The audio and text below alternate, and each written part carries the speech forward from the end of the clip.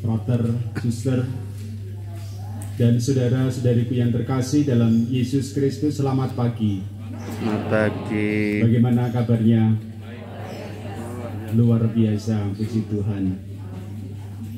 Bapak, Ibu, dan saudara-saudariku yang terkasih, pada perayaan Ekaristi ini kita bersama dengan suster bersyukur atas rahmat, cinta kasih Allah kepada kita, kepada para suster. Bacaan hari ini pokok anggur mengungkapkan tentang pribadi. Pribadi itu siapa? Pribadi itu adalah para suster SSCC.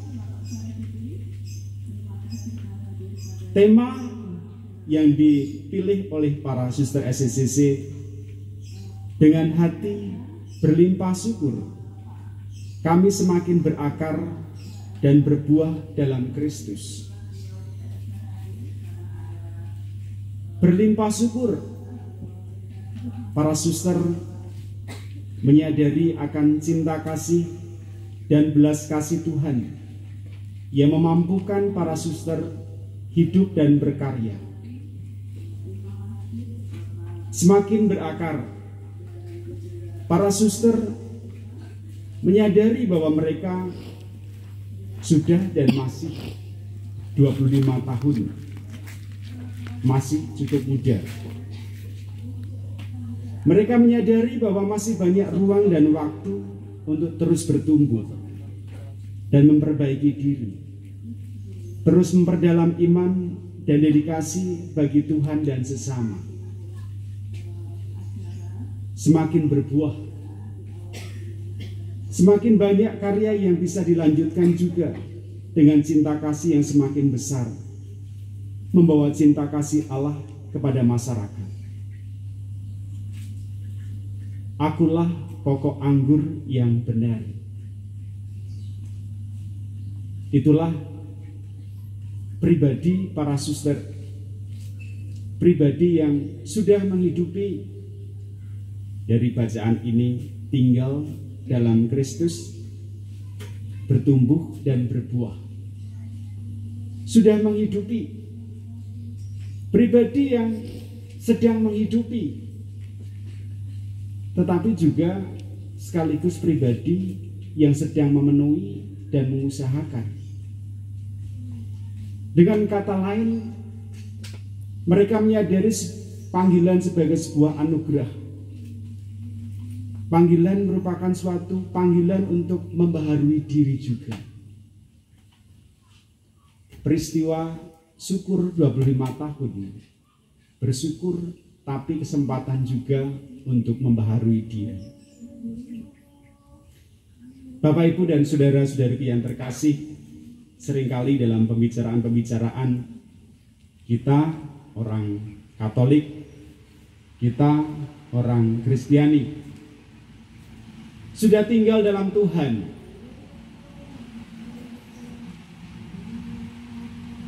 Pertanyaannya, apakah sudah berbuah?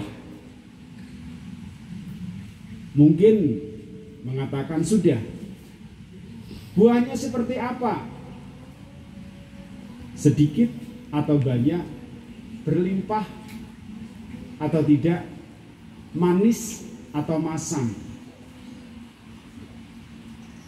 Panggilan kita tidak hanya tinggal dalam Yesus, tapi panggilan juga untuk berbuah. Bapak, Ibu, dan saudara-saudariku yang terkasih, bacaan yang ditawarkan para suster pada hari ini mengajak kita untuk merefleksikan satu hal di sini. Setiap ranting padaku yang tidak berbuah dipotongnya, dan setiap ranting yang berbuah dibersihkannya supaya lebih banyak berbuah. Nampaknya hari ini kita diajak untuk bersama-sama merenungkan pohon anggur yang dipotong dan dibersihkan.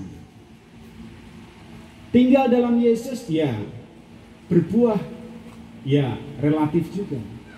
Tetapi yang sering menjadi hal yang perlu diperhatikan nampaknya adalah ada sesuatu yang perlu dipotong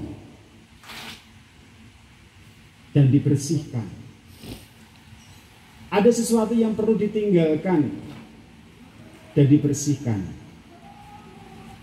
Saya tinggal di Piayu bersama dengan para novis. Di situ ada kebun, ada pohon mangga, ada alpukat.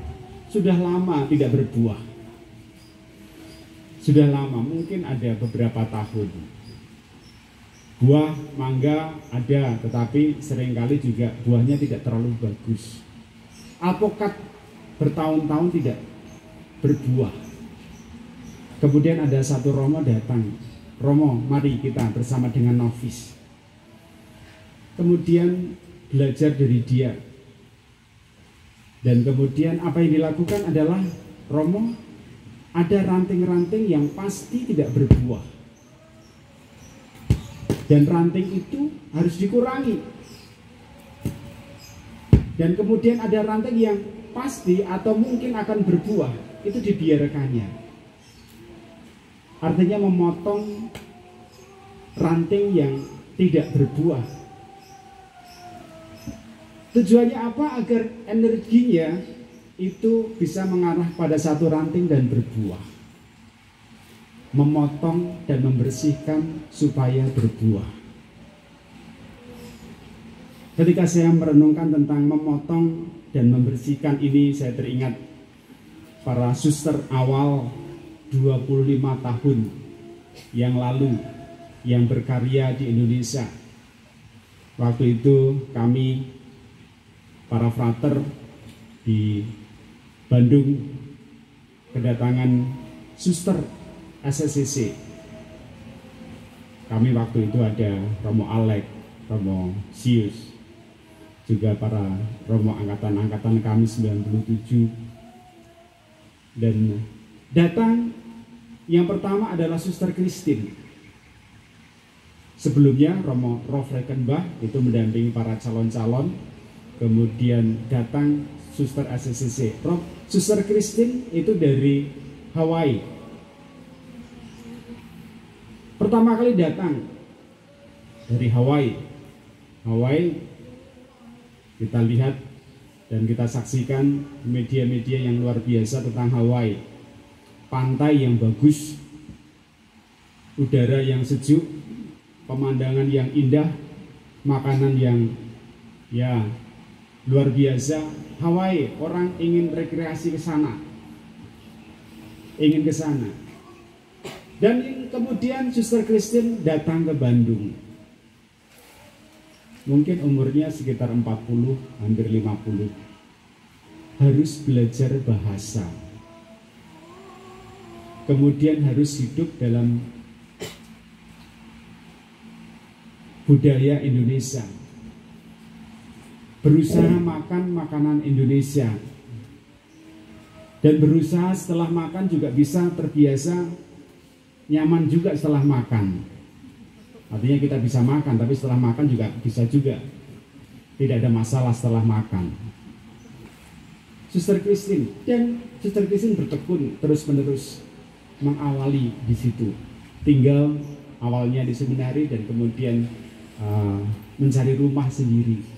Suster Christine, suster yang awal pertama kali datang ke Indonesia 25 tahun yang lalu, meninggalkan kebiasaan-kebiasaan, mungkin kenyamanan-kenyamanan dalam karya, dan harus memulai yang baru. Yang kedua, Suster Santal. Suster Santal dari Prancis, Paris, Prancis terkenal sebagai kota yang romantis. Paris, kota-kota di Prancis itu sering disebut sebagai kota dengan jenis kelamin sebagai wanita atau gadis. Kota-kota sebagai seorang gadis. Dan suasana romantis memang di mana-mana. Paris, Prancis dengan segala hal kenyamanannya. Suster Santal datang ke Bandung dengan situasi yang baru dan harus belajar bahasa Indonesia. Tetapi juga ada pergumulan tentang budaya juga. Walaupun suster tentu saja mengikuti budaya Perancis di mana ada gambaran tersendiri tentang bahasa Inggris, artinya bahwa sangat radikal dengan bahasa Perancisnya, dan kemudian kesulitan untuk berbahasa yang lain, Inggris misalnya saja. Tapi berjuang untuk belajar bahasa, meninggalkan kenyamanannya. Satu lagi, Suster Paloma datang dari Spanyol. Seingat saya tahun 97 itu umurnya hampir 80 tahun. Suster Paloma hampir 80 tahun datang ke Indonesia, memulai sesuatu yang baru, budaya yang baru, bahasa yang baru, meninggalkan kenyamanannya di masa umurnya yang senior, dan kemudian masuk dalam situasi yang baru demi suatu tunas yang baru di Indonesia. Saudara-saudariku yang terkasih, pengalaman para suster mengajak untuk merefleksikan tentang berbuah dengan memotong, meninggalkan kenyamanan, meninggalkan sesuatu yang mungkin tidak terlalu berfaedah. Dalam refleksi kita, ya, dalam masa-masa ini atau minggu-minggu ini, orang akrab dengan kata healing, penyembuhan healing, jalan-jalan healing, kita ke restoran healing, kita kumpul-kumpul healing dan sebagainya. Ya sudah 2 tahun kita dirantai oleh pandemi, kita healing. Sesuatu yang positif tentunya bisa jadi suatu refleksi juga. Kalau lama-lama ada sesuatu yang berfaedah dan ada sesuatu yang mungkin tidak terlalu berfaedah. Refleksi tentang hidup harian sekarang ini. Untuk berbuah kita diajak untuk memotong. Saudara-saudariku yang terkasih, kita berkumpul di sini. Kita mendukung para suster SSCC dengan tema yang tertulis, dengan hati berlimpah syukur, semakin berakar dan berbuah dalam Kristus.